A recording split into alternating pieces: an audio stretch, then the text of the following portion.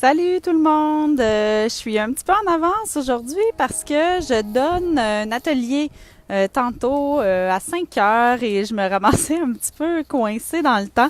Donc, je voulais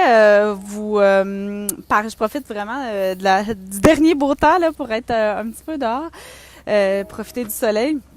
Donc, je voulais vous parler aujourd'hui de la qualité des huiles essentielles. J'ai vraiment choisi le moment, je sais pas si vous l'entendez, là, le moment où le train passe. Voilà, les joies de Trois-Rivières. Donc, j'étais cette semaine chez Walmart. Puis, je suis tombée sur un étagère. C'était pas dans la section pharmacie, là, même pas. C'était comme une autre section avec plein d'huiles essentielles. Ils vendent des diffuseurs aussi. Puis, je me suis mis à regarder un peu parce que j'étais curieuse de voir. Toutes les huiles essentielles étaient à 5,48 et c'était des mélanges d'huiles essentielles un peu comme relaxantes, stimulantes. Il y avait comme tropical, toutes sortes d'affaires de même. Puis là, ben, ça m'a vraiment inspiré l'épisode d'aujourd'hui parce que j'aimerais ça vous parler pourquoi c'est important de choisir une huile essentielle de qualité et qu'est-ce qui fait que c'est de la qualité et surtout c'est quoi les conséquences de choisir une huile qu'on appelle adultérée ou compromise. Donc, je vous explique brièvement ce que c'est. En fait, l'huile essentielle, c'est des composés aromatiques. Donc, ce qui va faire la qualité d'une huile, c'est ce qui la compose. Donc, qu'est-ce qui compose l'huile? Ben, c'est les petits composés qui sont tous additionnés à l'intérieur. Et est-ce que c'est juste ces composés-là aromatiques qui sont là ou est-ce qu'on ajoute d'autres choses? Est-ce qu'il y a des solvants? Est-ce qu'il y a des pesticides? Tout ça, ça va nous donner une idée de la qualité de l'huile et puis de ses propriétés aussi thérapeutiques. Donc, ceci dit, on va choisir pour avoir la meilleure. C'est pourquoi j'ai décidé de travailler avec doTERRA parce que c'est vraiment eux, ils ont choisi de fournir la meilleure qualité d'huile essentielle au monde sur le marché. Donc, ça part de où? Ça part de la plante. Ça part de comment on va la cultiver, où qu'on va la cultiver, cette plante-là. Donc, sa provenance, par exemple, la lavande, ben, la meilleure lavande au monde, elle est où? Elle est près de la Méditerranée. Et c'est plate, elle n'est pas à Sherbrooke. Ben non.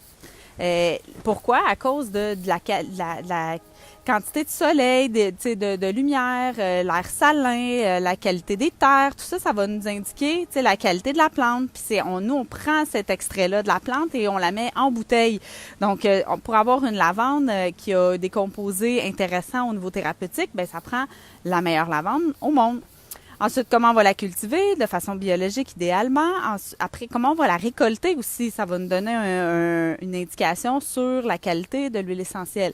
Il y a je sais que l'huile de rose, par exemple, les pétales de rose doivent être récoltés après la rosée, pendant qu'il y a de l'eau, mais pas que l'eau soit séchée. Donc, c'est une petite fenêtre dans laquelle c'est là qu'on récolte. C'est là que les pétales de rose vont donner le meilleur d'eux-mêmes au niveau des composés. Après ça, ça va être comment on va prendre la plante et qu'est-ce qu'on va en faire. Il y a des huiles essentielles, des plantes qui doivent être distillées très rapidement, là, dans 40 minutes après la récolte. Sinon, on perd des composés.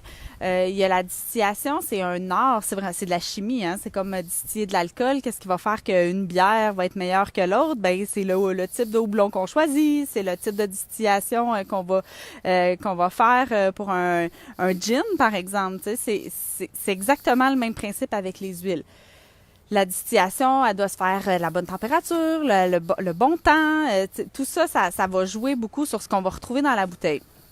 Puis après ça, une fois que c'est dans la bouteille, on veut s'assurer que ce qui est à l'intérieur, c'est bien ce qu'on veut. Donc, on va tester les huiles pour savoir est-ce que j'ai le tant de pourcents de linalol, par exemple, dans la lavande qui va faire que je vais avoir des propriétés calmantes, thérapeutiques. Est-ce que je vais avoir par exemple, des pesticides ou des solvants qui se seraient retrouvés par mégarde à l'intérieur de la bouteille. Si c'est le cas, doTERRA, dès qu'ils se rendent compte qu'un lot est compromis, qu'on appelle, vont ressortir carrément ce lot-là de leur marché et on n'y aura pas accès. Ce ce que j'ai lu dernièrement, c'était un petit peu alarmant parce que plus de 80% des huiles essentielles qu'on retrouve actuellement sur le marché sont compromises. C'est-à-dire qu'on va retrouver des pesticides à l'intérieur, on va retrouver des solvants, des phtalates, des parfums. Ça va être allongé. Donc, on va avoir besoin de 3 fois plus de gouttes pour avoir la même odeur. Et on parle pas ici du tout de l'effet thérapeutique à ce moment-là. La raison pour laquelle, oui, j'utilise les huiles, c'est oui, ça sent bon, c'est sûr. Il y en a qui puent, puis je les utilise quand même parce que je veux leurs propriétés thérapeutiques. Et ça, c'est super important quand on choisit une huile. Et si vous êtes pour acheter une huile de mauvaise qualité, ben, tu sais, mon opinion à moi, c'est acheter juste pas. Prenez-en pas d'huile. Utilisez autre chose que des huiles essentielles si vous n'êtes pas prêt à avoir une bonne huile à la maison. Je veux dire, c'est un peu comme acheter une piquette au dépanneur, c'est ça, hein? C'est pas la même chose. Donc, surtout si vous êtes pour l'utiliser sur votre peau, sur vos enfants, et si vous avez déjà des huiles essentielles à la maison, puis là, vous vous posez la question, est-ce une bonne huile que j'ai chez nous? Je peux pas répondre à cette question-là. Je connais pas toutes les marques d'huile essentielle. Ce que je sais, c'est que le marché de l'huile essentielle est un marché qui est assez sombre. La plupart des huiles essentielles qu'on retrouve ici sont des huiles qui ont été importées par des distributeurs qui connaissent pas les producteurs. On le sait pas. Parfois, on a une certification bio, mais une certification bio, ça veut pas dire que c'est pur. Au Santé Canada oblige les compagnies à mettre 10% d'huile essentielle pure pour pouvoir l'écrire sur la bouteille. Donc, c'est marqué 100% pur, naturel. Ça veut pas dire grand-chose. Bio, ça veut dire que les plantes ont été cultivées de façon biologique sans pesticides. Mais ça veut pas dire qu'au niveau de la distillation, par contre, il n'y a pas des solvants qui se seraient retrouvés là. Mais on n'a pas de test pour le savoir. Donc, c'est ce que j'apprécie beaucoup de doTERRA, c'est que en dessous de la petite bouteille, de chacune des bouteilles, vous avez un numéro. Vous pouvez aller voir sur le site internet qui s'appelle source2you.com, puis vous pouvez aller retracer tout le pedigree du contenu du lot qui a été testé, les 17 tests qui ont été faits, de façon à s'assurer que, de un, l'huile, elle est sécuritaire. Parce que des solvants, des produits chimiques, des phtalates, moi, j'en veux pas sur mon corps, j'en veux pas sur ma peau, j'en veux pas à l'intérieur de mon corps, encore moins.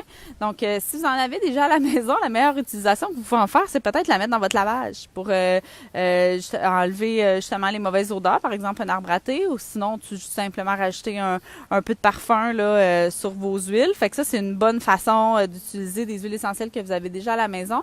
En diffusion, ça pourrait à la limite être pas si mal, mais tout ce qui est l'utilisation à l'interne ou l'utilisation sur la peau, vraiment, allez-y avec ce qu'il y a de meilleur sur le marché. Achetez-en moins, mais achetez une meilleure qualité. C'est ce que je vous recommande fortement, du moins, c'est ce que je fais. Donc, voilà. Je parle vraiment juste de la qualité ici, mais j'aimerais éventuellement vous faire un petit topo sur ce que doTERRA apporte dans le monde. C'est une compagnie humanitaire qui a des fondations et qui fait ce qu'on appelle du co-impact sourcing, de l'approvisionnement socialement et responsable. C'est-à-dire que les producteurs sont super bien payés à l'année. Bonne récolte, pas bonne récolte. On leur redonne le pouvoir. On va les aider aussi à construire des écoles, des cliniques médicales selon leurs besoins partout dans le monde. Vous pouvez toujours sur le même site, source2you.com, aller voir tout ce que doTERRA fait. Et j'ai rencontré la semaine dernière la fondatrice de doTERRA, Emily Wright. Et c'est une femme de cœur qui est exceptionnelle. C'est vraiment trippant parce que j'étais assise dans la salle puis je me disais... Ah wow, tu sais, je fais partie de ça. À chaque fois que je vends des huiles ou que je partage ces huiles-là ou que je guide quelqu'un vers les huiles doTERRA, j'aide une famille à l'autre bout du monde à envoyer leurs enfants à l'école au Népal.